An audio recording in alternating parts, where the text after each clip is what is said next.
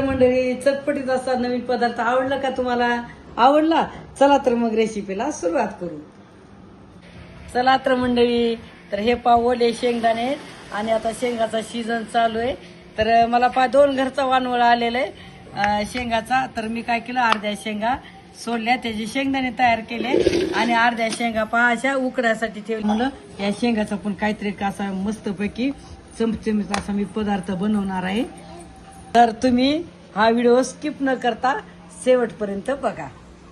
चमचमीत असा पदार्थ बनवण्यासाठी इतर ओले शेंगदाणे असे मस्तपैकी उकडायला ठेवलेले शेगडीवर. त्यामध्ये मी थोडंसं मीठ टाकणार आहे हे उकडताना.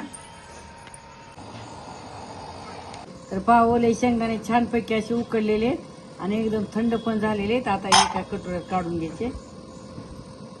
तर यामध्ये थोडंसं ओव्याची पावडर टाकली 1 चमचा, जिरा पावडर 1 चमचा, लाल तिखट थोडंसं 1 चमचा, घरचं तिखट पण थोडंसं, आणि शेंदीलोण मीठ आणि कॉर्नफ्लॉवर बसल तिथं 3-4 चमचे कॉर्नफ्लॉवर टाकलेले. यात कलर टाकणार आहे, नाही टाकला तरी चालतंय. पूर्ण मिक्स करून घ्यायचं. कमी यात पाणी टाकणार, उगी थोडं ओले होईपर्यंत छानपैकी मिक्स करून घेतलेले. इकडं तोपर्यंत तेल गरम करायला ठेवलेले. तेल मस्त गरम झालेले. चला आता ते बाकीचे सोडून. हो हो हो, छान असे कुरकुरीत तळायचे मस्त. एकदम भारी झाले तसे मस्त.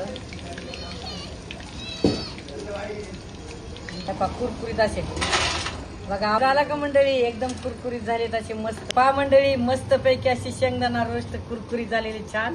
आवाज येत असेल तुम्हाला. कसा आवाज येते कुरकुरीत. आता अशाच पद्धतीने बाकीचे मी तळून घेणार आहे.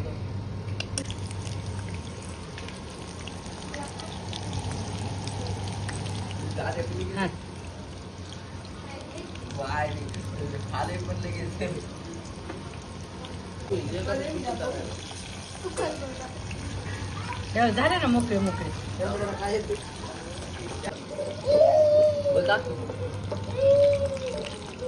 झालं मंडळी मस्त पैकी हे पूर्ण तळून झालं. बघा आवाज.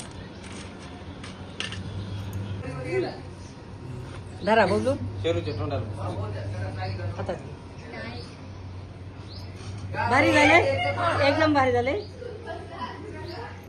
भारी झाले शेंगदाणा रोस्ट. हो, एकच नंबर झाले. बरं, खा. तर मंडळी आहे का नाही भारी टेस्टी असा ओल्या शेंगदाण्याचा नवीन बनवलेला पदार्थ? आवडला का तुम्हाला? आवडला तर जरूर कमेंट करून सांगा. आणि तुम्ही जर माझ्या चॅनलला नवीन असाल तर लाईक करा, शेअर करा आणि न विसरता सबस्क्राईब करा. आणि कधीतरी असा वेगळा नवीन असा ओल्या शेंगदा पदार्थ करून खा, किती भारी लागते बघा. चला तर पुन्हा भेटू पुढच्या अशा नवनवीन व्हिडिओमध्ये. धन्यवाद.